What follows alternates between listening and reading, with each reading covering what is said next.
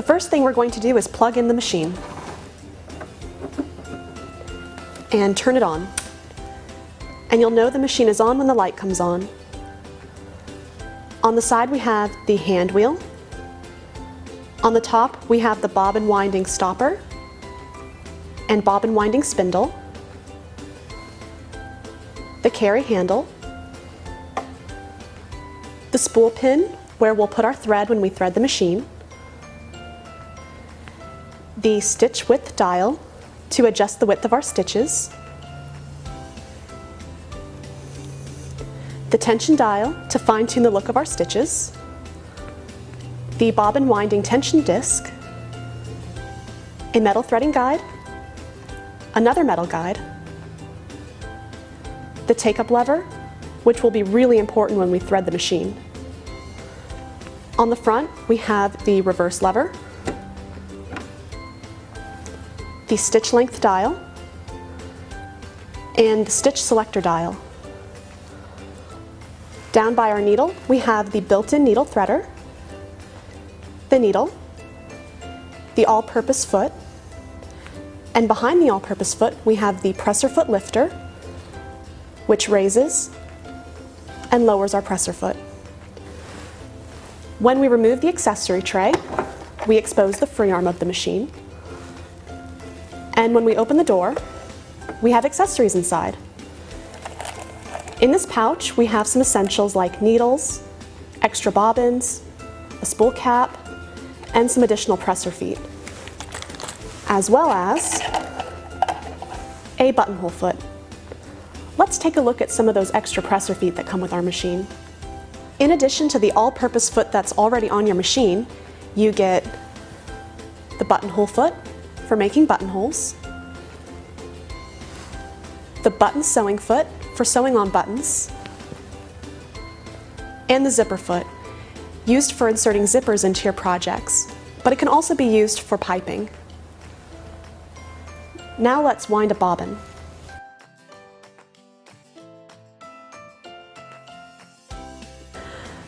The first thing we need to do to wind a bobbin is take off the removable storage compartment and open the store. Here we'll find our bobbin case. Pull this little latch and remove the case. And retrieve your bobbin.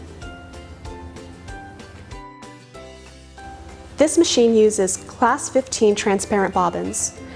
If you want to purchase more bobbins for your machine, make sure you purchase Singer Class 15 transparent bobbins.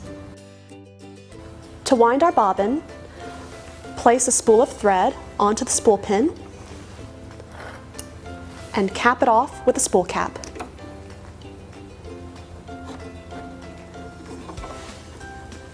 Bring the thread to metal guide number 1 and clip it in. Now I'm going to bring the thread down to number 2, the bobbin winding tension discs, and make sure the thread is snug in between those discs. Then I'm going to bring the thread over to number 3, which is our bobbin winding spindle. The bobbin doesn't have a designated top or bottom, so make sure you thread the thread in and out the top of the bobbin. Hold on to the thread tail and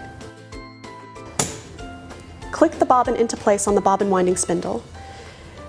Make sure the bobbin is all the way on the spindle so that the thread doesn't accidentally wind around the spindle itself. Move the bobbin winding spindle over to the right, hold on to the thread tail, and press the foot control to begin winding.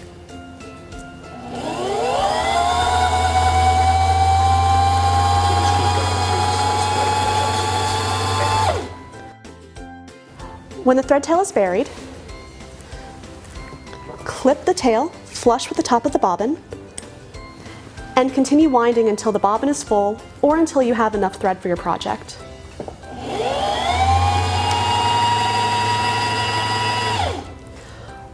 When you're done winding your bobbin, move the bobbin winding spindle back to the left, remove the bobbin, and clip the thread. Now we're ready to insert it into the machine. Now place the bobbin into the bobbin case and pull the thread to make sure the bobbin is rotating in a clockwise motion. Place the thread into this groove and bring the thread under the metal plate. You will feel and hear it click into place. Now hold on to this latch on the front of the bobbin case and insert it, and you will feel it set into place. This finger will be pointed up towards the top of the machine. The first thing I'm going to do before threading the top of my machine is raise the presser foot. Next, turn the hand wheel towards you so that the needle is in the highest position. You will also notice that the take-up lever is clearly visible. If you've just wound a bobbin, the top of your machine probably looks like this. Remove the thread from the bobbin winding tension discs. The thread is already in metal guide number 1. Bring it around metal guide number 2 and bring it down number 3. Do a U-turn at number 4 and bring it up to the take-up lever and go from the right to the left and bring it back down. You'll see the thread go into the eye of the take-up lever. Bring the thread down to number 6 and slip it into the guide right above the needle.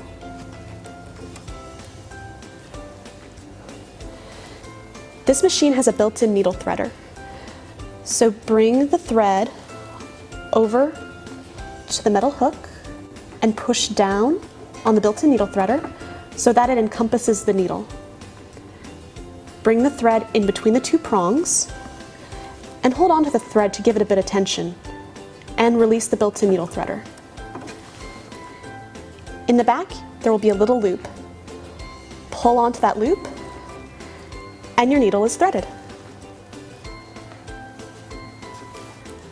So there's one last thing we need to do before we sew on the machine. To draw up the bobbin thread, hold on to the upper thread and turn the hand wheel towards you and make sure you lightly pull up on the upper thread tail. This way you'll be able to pull up a loop of the bobbin thread and place the threads under the presser foot towards the back of the machine. Close the door and put your removable storage compartment back on. Now we're ready to test sew a stitch.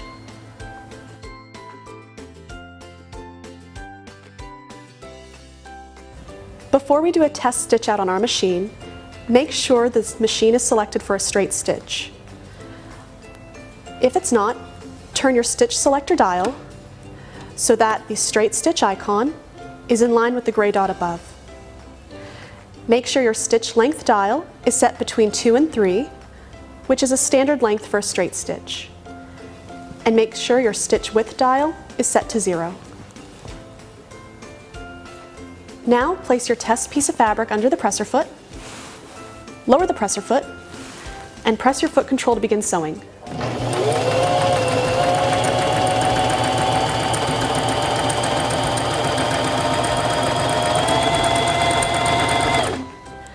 When you're done sewing, turn the hand wheel towards you so that the needle is in the highest position and about to make its descent downward. Raise the presser foot and remove your work. Trim the thread. And here's our stitch. It looks good on the top and it looks good on the back, so it means our machine is threaded properly. If the stitches look good on top but have loops on the bottom or these little wavy zigzags, it means the upper thread isn't threaded properly. Rethread your machine and do another test sew. Now we're ready to sew a seam. The machine is already set for a straight stitch.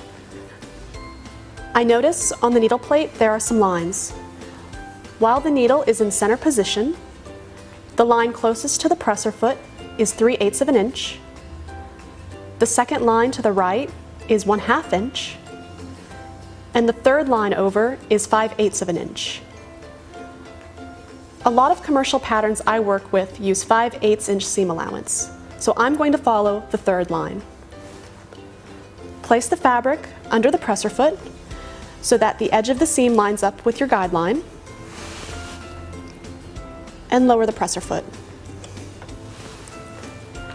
Press the foot control and sew forward a few stitches. Press and hold the reverse lever and sew backwards a few stitches. Release the reverse lever and sew along your seam. Notice I'm not pushing or pulling the fabric, I'm just guiding it along my guideline.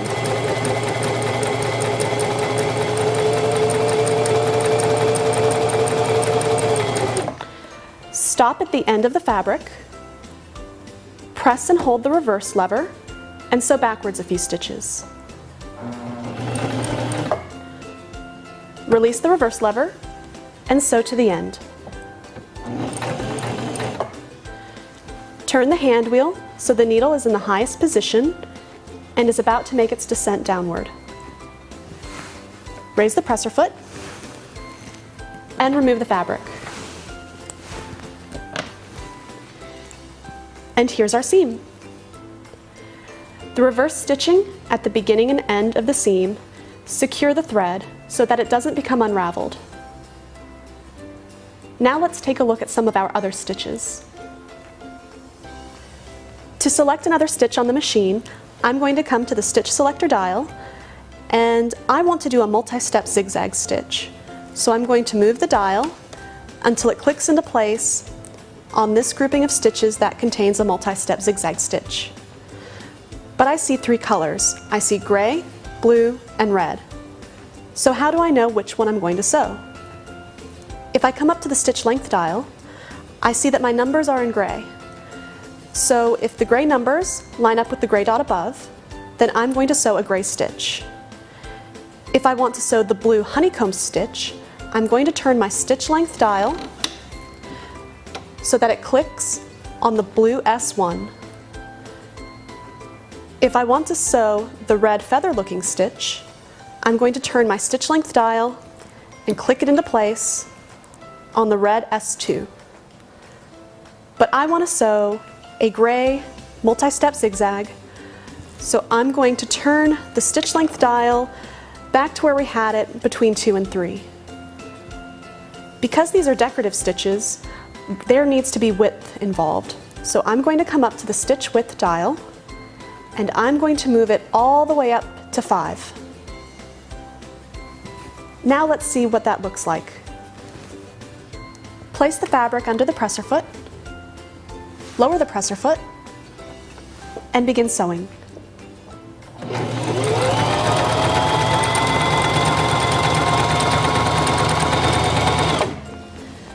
Turn the hand wheel towards you so that the needle is in the highest position, about to descend downward. Raise the presser foot. Remove the fabric and trim the thread. And there's our multi-step zigzag stitch.